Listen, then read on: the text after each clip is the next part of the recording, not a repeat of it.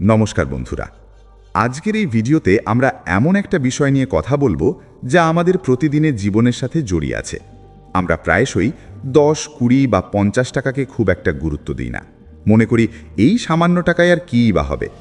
Pocket থেকে খুচরো টাকা পড়ে গেলেও আমরা অনেক সময় সেটা তোলার প্রয়োজন মনে করি না। কিন্তু আপনি কি জানেন, এই ছোট ছোট টাকাকে অবহেলা করা আপনার ভবিষ্যতের জন্য কত বড় ক্ষতির কারণ হতে পারে? আজ আমরা ঠিক এই বিষয়টি নিয়েই বিস্তারিত আলোচনা করব। প্রথমে আসুন আমরা আমাদের দৈনন্দিন খরচের দিকে একটু নজর দিই। ধরুন, আপনি প্রতিদিন বাইরে চা খান বা এমন কিছু কেনেন যার দাম মাত্র 20 টাকা। আপাত দৃষ্টিতে এই 20 টাকা কিছুই নয়, কিন্তু হিসেব করে দেখুন, প্রতিদিন 20 টাকা মানে মাসে 600 টাকা এবং বছরে 7,200 টাকা। এবার যদি আপনি এই টাকাটা অপ্রয়োজনীয় জায়গায় খরচ না করে সঠিক জায়গায় বিনিয়োগ করতেন, তাহলে 10 বা 15 বছর পর এর পরিমাণ কোথায় গিয়ে দাঁড়াতো? একেই বলে কম্পাউন্ডিং বা চক্রবৃদ্ধি সুদের জাদু। অ্যালবার্ট আইনস্টাইন বলেছিলেন, কম্পাউন্ডিং হলো পৃথিবীর অষ্টম আশ্চর্য। যে এটা বোঝে সে রোজগার করে, আর যে বোঝে না সে মূল্য চোকাতে থাকে। আপনি যখন ছোট ছোট টাকাকে অবহেলা করেন, তখন আপনি আসলে সেই টাকার ভবিষ্যৎ সম্ভাবনাকে নষ্ট করে দিচ্ছেন। ধরুন, আপনি প্রতিদিন মাত্র 50 টাকা করে বাঁচিয়ে মাসে 1500 টাকা একটি ভালো মিউচুয়াল ফান্ডে এসআইপি বা সিস্টেম্যাটিক ইনভেস্টমেন্ট প্ল্যানের মাধ্যমে বিনিয়োগ করা শুরু করলেন। যদি আপনি বার্ষিক 12% রিটার্নও পান, তাহলে আগামী 20 বছরে আপনার জমানো মোট 3,60,000 টাকা প্রায় 15 লক্ষ টাকায় পরিণত হতে পারে। একবার ভেবে দেখুন, যে 50 টাকাকে আপনি প্রতিদিন অবহেলা করছিলেন, সেটাই আপনার জন্য 15 লক্ষ টাকার একটা ফান্ড তৈরি করে দিতে পারে। অনেক বিখ্যাত অর্থনীতিবিদ এই ছোট খরচের বিষয়টিকে ল্যাটে ফ্যাক্টর বলে আখ্যা দিয়েছেন। ধরুন, আপনি প্রতিদিন অফিসে যাওয়ার পথে একটা দামি কফি বা ল্যাটে কিনেন। আপনার মনে হতে পারে এটা আপনার সারা দিনের কাজের জন্য একটা এনার্জি বুস্টার, কিন্তু এই প্রতিদিনের ছোট একটা অভ্যেস আপনার পকেট থেকে কত টাকা বের করে নিচ্ছে তার হিসেব আপনি রাখছেন না। শুধু কফি নয়, এটা হতে পারে প্রতিদিনের একটা সিগারেট, ফাস্ট ফুড কিংবা অপ্রয়োজনীয় কোনো অনলাইন সাবস্ক্রিপশন, যা আপনি হয়তো মাসের পর মাস ব্যবহারই করেন না। এই ছোট ছোট ছিদ্রগুলোই কিন্তু আপনার আয়ের বড় জাহাজটিকে ডুবিয়ে দেওয়ার জন্য যথেষ্ট। আজকের ডিজিটাল যুগে আমাদের খরচ করার পদ্ধতি অনেক বদলে গেছে। আগে যখন আমরা পকেট থেকে ক্যাশ টাকা বের করে খরচ করতাম, তখন টাকার পরিমাণটা আমরা চোখে দেখতে পেতাম। কিন্তু এখন ইউপিআই বা ক্রেডিট কার্ডের যুগে আমরা খুব সহজেই কিউআর কোড স্ক্যান করে বা পিন দিয়ে টাকা পেমেন্ট করে দিই। 10 টাকা বা 50 টাকার একটা পেমেন্ট করতে আমাদের গায়ে লাগে না। এই ডিজিটাল পেমেন্টের সুবিধার জন্যই আমরা অনেক সময় হিসাবের বাইরে গিয়ে ছোট ছোট অনেক খরচ করে ফেলি। মাসের শেষে যখন আমরা ব্যাংকের স্টেটমেন্ট দেখি, তখন আমরা অবাক হয়ে যাই যে এত টাকা কোথায় গেল। ভালো করে লক্ষ্য করলে দেখবেন, ওই ছোট ছোট ইউপিআই পেমেন্টগুলো মিলেই একটা বিশাল অঙ্কের আকার ধারণ করেছে। চলুন একটা বাস্তব উদাহরণ দিয়ে বিষয়টা বোঝার চেষ্টা করি। ধরুন, রাম এবং শ্যাম নামের দুই বন্ধু আছে। দুজনেরই মাসিক আয় সমান। রাম মনে করে জীবনের প্রতিটি মুহূর্ত উপভোগ করা উচিত। সে প্রতিদিন বন্ধুদের সাথে চা, সিগারেট খাওয়া, বাইরে থেকে খাবার অর্ডার করা এবং ছোটোখাটো জিনিস কেনাকাটার পেছনে গড়ে প্রতিদিন 100 টাকা খরচ করে। তার মনে হয় দিনে মাত্র 100 টাকা এমন কিছু বড় ব্যাপার নয়। অন্যদিকে শ্যাম এই বিষয়টিতে একটু আলাদা। সেও জীবন উপভোগ করে, কিন্তু অপ্রয়োজনীয় জায়গায় এই 100 টাকা খরচ না করে সে সেটা একটা ইন্ডেক্স ফান্ডে বিনিয়োগ করে। 10 বছর পর পরিস্থিতিটা কি হবে জানেন? রামের কাছে ওই 10 বছরের খরচের কোনো হিসেব বা সঞ্চয় থাকবে না, কিন্তু শ্যামের কাছে ওই সামান্য 100 টাকা জমিয়ে আজ লক্ষাধিক টাকার একটি শক্তিশালী পোর্টফোলিও তৈরি হয়ে যাবে।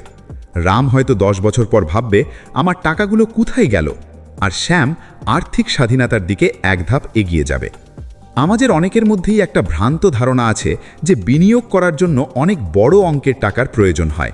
এই চিন্তাধারার জন্যই আমরা কখনোই বিনিয়োগ শুরু করতে পারি না। আমরা অপেক্ষা করি কবে আমাদের কাছে একসাথে 50,000 বা 1 লক্ষ টাকা আসবে, তারপর আমরা বিনিয়োগ করব।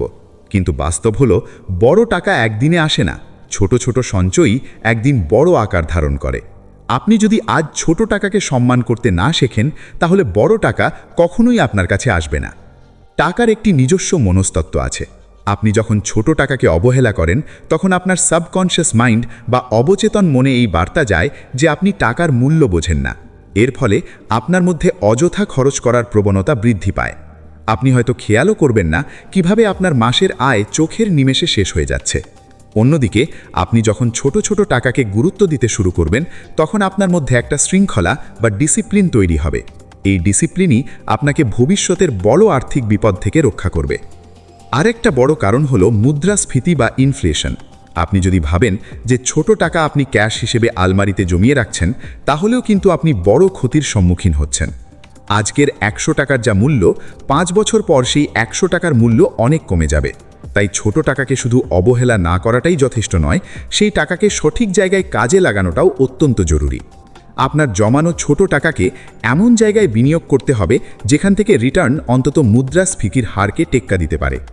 এখন প্রশ্ন হলো, আমরা কিভাবে এই ছোট টাকাকে অবহেলা করা বন্ধ করতে পারি? এর জন্য আমাদের প্রথম যেটা করতে হবে তা হলো আমাদের দৈনন্দিন খরচের হিসেব রাখা। আপনি প্রতিদিন কোথায় কত টাকা খরচ করছেন তার একটা তালিকা তৈরি করুন। 1 সপ্তাহ বা 1 মাস পর সেই তালিকাটা মিলিয়ে দেখুন। আপনি নিজেই অবাক হয়ে যাবেন এটা দেখে যে এমন অনেক জায়গায় আপনি টাকা খরচ করেছেন যা একেবারেই অপ্রয়োজনীয় ছিল।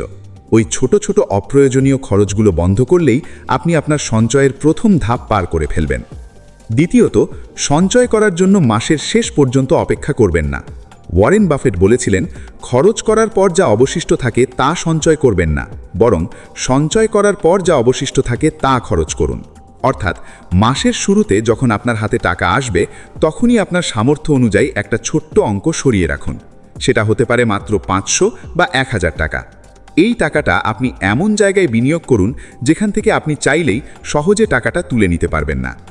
ছোট টাকার অবহেলা শুধু বিনিয়োগের ক্ষেত্রেই নয়, আমাদের দৈনন্দিন কেনাকাটার ক্ষেত্রেও অনেক বড় প্রভাব ফেলে। আমরা যখন শপিং মলে বা অনলাইনে কেনাকাটা করি, তখন অনেক সময় ছাড় বা ডিসকাউন্টের লোভে এমন অনেক জিনিস কিনে ফেলি যা আমাদের আদেও প্রয়োজন নেই। হয়তো জিনিসটার দাম খুব একটা বেশি নয়, কিন্তু এই ছোট ছোট খরচগুলো একত্রিত হয়ে আপনার বাজেটের ওপর বড় চাপ সৃষ্টি করে। তাই কিছু কেনার আগে নিজেকে প্রশ্ন করুন, এই জিনিসটা কি সত্যিই আমার খুব দরকার? যদি উত্তর না হয়, তাহলে সেই টাকাটা বাঁচিয়ে নিন।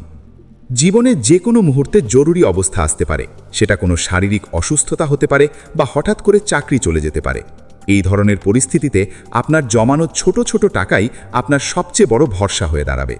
আপনার যদি একটা এমার্জেন্সি ফান্ড তৈরি থাকে, তাহলে আপনাকে কারোর কাছে হাত পাততে হবে না।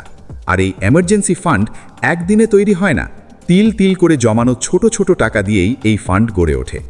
তাই আজ থেকে, এখন থেকে ছোট টাকাকে অবহেলা করা বন্ধ করুন। 10 টাকা, 20 টাকা বা 50 টাকাকে সামান্য মনে করবেন না। মনে রাখবেন, সমুদ্রের বিশাল জলরাশিও কিন্তু বিন্দু বিন্দু জল দিয়েই তৈরি হয়। আপনার আজকের এই ছোট ছোট সঞ্চয়ই আপনার আগামী দিনের বড় আর্থিক নিরাপত্তার ভিত্তি। বিনিয়োগ শুরু করার জন্য আজকের দিনটাই হলো সেরা দিন। কত টাকা দিয়ে শুরু করছেন সেটা বড় কথা নয়, শুরু করাটাই হলো আসল কথা।